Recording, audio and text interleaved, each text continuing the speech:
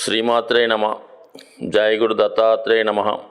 ఈ వీడియోలో మనం జూలై 28వ తారీఖు నుంచి ఆగస్టు 3వ తారీఖు మధ్యలో జరగబోయే వార ఫలాలు ఏ విధంగా ఉంటాయో తెలుసుకునే ముందు ఈ వారం యొక్క గ్రహస్థితి పరిశీలించినప్పుడు మామూలుగానే శని వక్ర గమనంతో కుంభరాశి యందు, రాహువు మీనరాశిలోను, కుజ గురులు వృషభ రాశి యందు, రవి శుక్రులు కర్కాటకంలో ఉంటూ, సింహంలో బుధుడు, మరి కన్యలో కేతువు.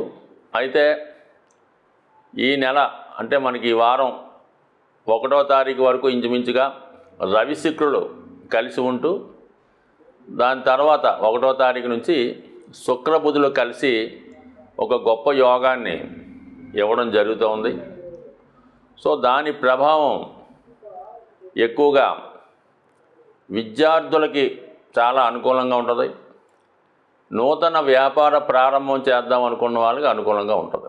ఎప్పుడైనా సరే మన గోచారం జరుగుతున్నప్పుడు ఏదైనా గ్రహం బలహీనంగా ఉన్నప్పుడు ఆ గ్రహానికి సంబంధించినటువంటి కార్యక్రమాలు చేయడం వల్ల పెద్దగా సక్సెస్ అవ్వడం జరగదు. అదే ఒక గ్రహం బలంగా ఉన్నప్పుడు ఆ గ్రహానికి సంబంధించినటువంటి కార్యక్రమాలు చేపట్టడం వల్ల కంప్లీట్గా అవి సక్సెస్ అవుతాయి. ఉదాహరణకి మనకి ఈ గురుమౌఢ్యం జరిగినప్పుడు, శుక్రమౌఢ్యం జరిగినప్పుడు శుభకార్యాలు కానీ, నూతన వ్యాపార ప్రారంభాలు, శుభకార్యాలు చేయడం జరగదు. ఎందుకంటే ఆ రెండు బలంగా ఉన్నాయి కాబట్టి అవి రాణించవు. సో ప్రస్తుతం మరి శుక్రుడు బుధగ్రహంతో కలిసి ప్రయాణించడం వల్ల బుధుడు బలవంతుడు అవుతూ ఉంటాడు మిత్రక్షేత్రంలో ఉండడం వల్ల. మరి ఇది కొత్తగా వ్యాపారం ప్రారంభిద్దాం అనుకున్న వాళ్ళకి, అలాగే కొత్తగా ఉపాధి అవకాశాలు ఎదుర్కొన్న వారికి చాలా వరకు సక్సెస్ఫుల్గా ఉండే అవకాశం ఉంది.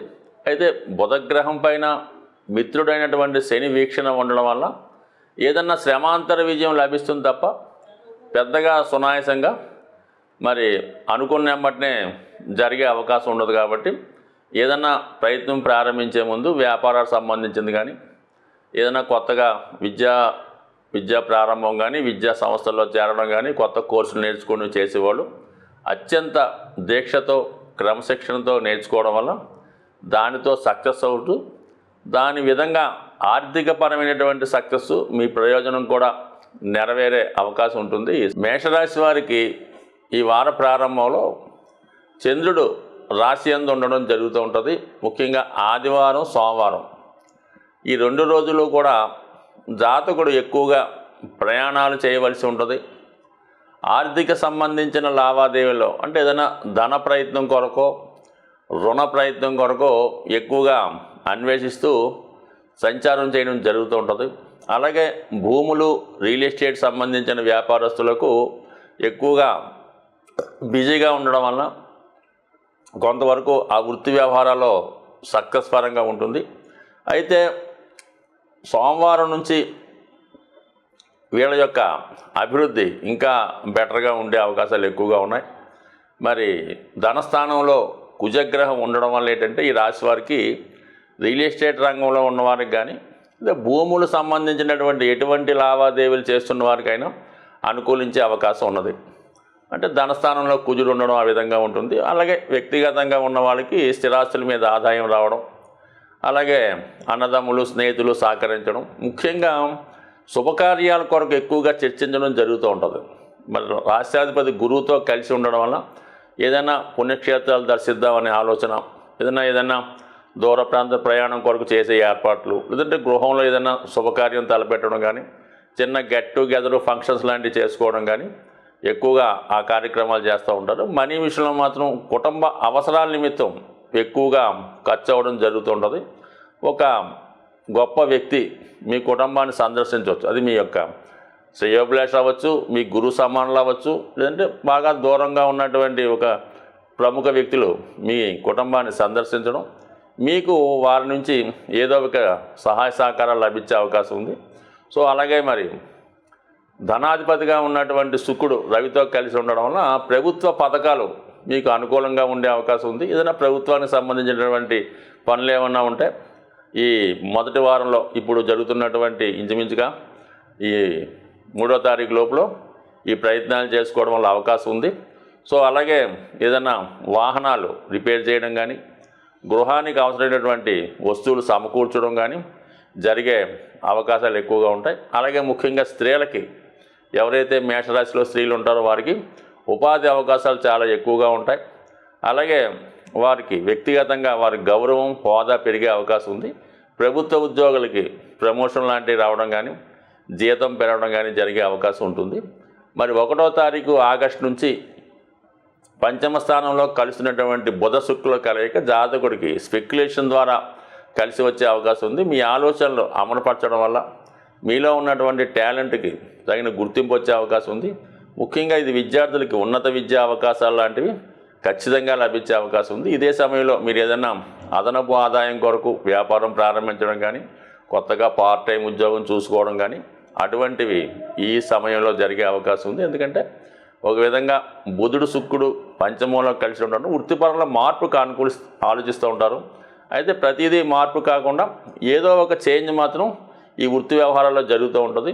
దానిపైన శని దృష్టి కూడా ఉండడం వల్ల ఏదైనా ఊహలతో కాకుండా కష్టపడి వాస్తవంగా రియలిస్టిక్గా ఉండే దాంట్లో ఆలోచించి ఏదైనా రియల్ ఎస్టేట్ అవ్వచ్చు, రాజకీయాలకు సంబంధించింది అవ్వచ్చు, ఏదైనా ప్రభుత్వానికి సంబంధించినటువంటి కార్యక్రమాల్లో పాల్గొని తద్వారా ధనం సంపాదించే ఆలోచన కానీ, ఒక పార్ట్ టైం జాబ్ కానీ దొరికే అవకాశం ఉంటుంది. సో ఇక మరి ఇవన్నీ బాగున్నప్పుడు కూడా యాస్టీజ్గా మేషరాశి వారికి 12వ స్థానంలో రాహు ఉండడం వల్ల ప్రలోభాలకి లొంగి మోసపోవడం జరిగే అవకాశం ఉంది.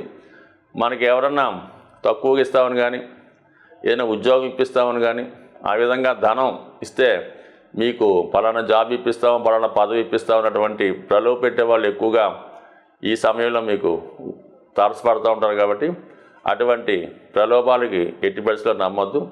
శని భగవానుడు లాభస్థానంలో వక్రించి ఉండడం వలన ఆదాయ విషయంలో గతంలో కన్నా మీరు ఎక్కువ కష్టపడడం, ఎక్కువ ఆదాయం సంపాదించే అవకాశం ఉంటుంది. మరి ఈ వారం మనకి వస్తున్నటువంటి మాస శివరాత్రి ప్రతి ఒక్కరూ ఆచరించడం వల్ల మీ యొక్క సమస్యల నుంచి ఖచ్చితంగా బయటపడే అవకాశం ఉంది. అంటే ఏదన్నా మనకి జ్యోతిష్యాన్ని, శాస్త్రాన్ని, గ్రహాల్ని నమ్ముతున్న వాళ్ళు ఖచ్చితంగా శివుణ్ణి ప్రసన్నం చేసుకోవడం వల్ల, శివుని యొక్క ఆరాధన వల్ల అఖండ ఐశ్వర్యం లభిస్తూ ఉంటుంది. అంటే ఈ మాస శివరాత్రి ఒక్కరోజు మీరు శివుడికి అభిషేకం చేసుకున్నా, శివుణ్ణి దర్శనం చేసినా నెల మొత్తం చేసుకునే ఫలితం వస్తుంది. కాబట్టి ఇది ఖచ్చితంగా ఈ ఆగస్టు 2వ తారీఖున వస్తున్నటువంటి మాస శివరాత్రి చేసుకోవడం మంచిది. అలాగే మరి ఈ ఆషాఢ మాసం చివరికి వరకు వచ్చాం, ఇక శ్రావణ మాసం రాబోతుంది. కాబట్టి ఈ మధ్యకాలంలో మనం మీకు అఖండ ధనాన్ని ఇచ్చే ఒక అద్భుత రెమెడీ చెప్పడం జరుగుతుంది. దాన్ని ఖచ్చితంగా ఆచరించండి. చాలా తక్కువతో కూడుకున్నది, దానివల్ల ఎక్కువ ధనయోగం ఏర్పడుతుంది. ముఖ్యంగా ఈ గృహంలో శుభకార్యాలు జరుగుతాయన్నమాట. ఇది ఏం లేదు, సింపుల్గా మరి మంగళవారం రోజు 27 తమలపాకులు తీసుకోవడం మంచిది. అంటే అటు ఇటు మంచి చెడ్డ ఉంటాయి కాబట్టి ఒక 40 30 తీసుకుంటే మంచి శ్రేష్టమైనటువంటి తమలపాకులు 27 తీసుకొని దానిని మామిడి తోరణం ఏ విధంగా అయితే కడతామో ఆ చివరి 27 ఆకుల్ని ఒక తోరణంలాగా తయారు చేసి ఆకు పైభాగం గుమ్మం బయటికి, అంటే బయట వారికి కనబడే విధంగా మీ గుమ్మానికి మంగళవారం రోజు మరి ప్రదోష ఉదయం పూట చక్కగా స్నానం చేసి పవిత్రమైనటువంటి మనసుతో ఆ గుమ్మానికి ఈ 27 తమలపాకుల తోరణం కట్టడం వల్ల ఖచ్చితంగా మీకు మళ్ళా వచ్చే మంగళవారం నాటికి ఏదో ఒక శుభం మీ ఇంట్లో జరిగే అవకాశం ఉంటుంది. ఈ రెమెడీ గతంలో చాలా ఎక్కువగా విరివిగా ఆంధ్ర ప్రాంతంలో చేస్తుండేవారు. సో రాను రాను తగ్గిపోతుంటే మళ్ళీ కొన్ని ప్రాచుర్యంలోకి రావడం జరుగుతూ ఉంటుంది. అంటే రాబోయే మాసాలు ఏంటంటే మనకి శ్రావణ మాసం, దాని తర్వాత రాబోయే కార్తీక మాసం, ఆశ్వీజ మాసం, ఇవన్నీ కూడా తొందరగా శుభాన్ని ఇచ్చే నెలలు. కాబట్టి ఈ ఒక్కపాటి రెమెడీ మీరు చేసి చూడండి. ఒక వారం మీకు అవ్వకపోతే కనీసం ఆ 2-3 వారాలు అలాగా చేయడం వల్ల మరి మీ ఇంట్లో వాళ్ళకి ఆరోగ్యం, ఐశ్వర్యం శుభాలు అన్నీ కూడా జరిగే అవకాశం ఉంది. సో ఏ కార్యక్రమం అయినా మనకి సజావుగా నెరవేరాలంటే ఈ తమలపాకులు మీరు దైవానికి ఇచ్చినా, అంటే టెంపుల్ ఆంజనేయ స్వామికి ఎక్కువ తమలపాకులతో పూజ చేస్తారు. అలాగే ఏ దైవానికైనా తమలపాకులతో మరి మీ యొక్క కోరిక చెప్పడం వల్ల, తమలపాకులు సమర్పించడం వల్ల, అంటే ఒట్టి తమలపాకులే కాకుండా దాంట్లో చెక్కో ఏదో ఒకటి వేయడం వల్ల కంపల్సరీగా మీ కార్యక్రమం నెరవేరే అవకాశం ఉంటుంది. స్వస్తి.